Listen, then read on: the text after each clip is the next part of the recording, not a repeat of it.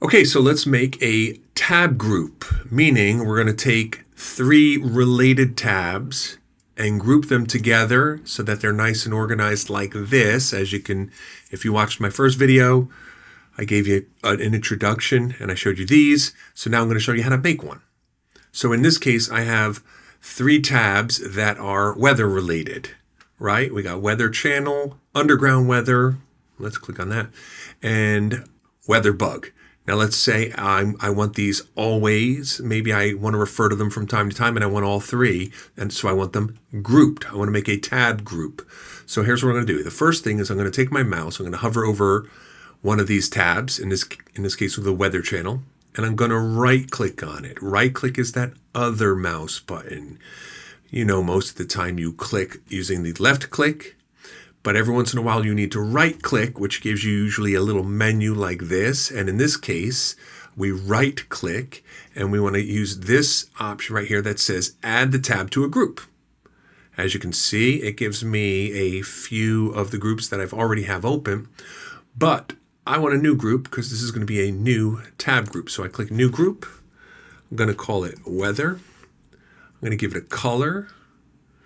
You can always change the color. Like maybe you say, well, I already used an orange color. Maybe I'll use blue instead. You can always change that at any time.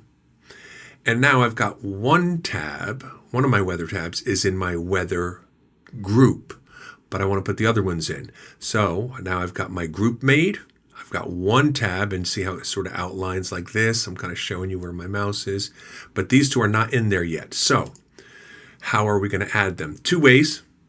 One way is right click and you can add it to the group. Again, you can add it to any of the groups, but in this case, obviously I want to add it to weather because that's what it's related to. And now notice how this blue line covers both of these. That's one way, right click and add it to the group. Here's another way, and this might even be easier if you're handy with the mouse. If you just hover over the tab and you can drag the tab, be careful if you drag it away, it's going to try to make it like a separate window.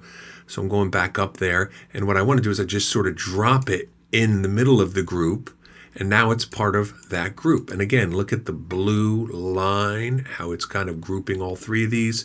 And if I close this group, all 3 are in there waiting for me. So this makes your desktop and your browsing a lot more organized. If you say, oh, let me go check the news. Here's my Google News. Here's Wired. Close it. Oh, let's check the weather. I have 3 different options. Here's Weather Channel. You can refresh it. Weather Bug. Underground Weather. That is how you make tabs. People used to not like the tabs because they would go through the trouble of setting it up every day and the tabs wouldn't save. So they had to make them every day. So every single day you turn your computer on and you sit there and reorganize, which didn't make sense.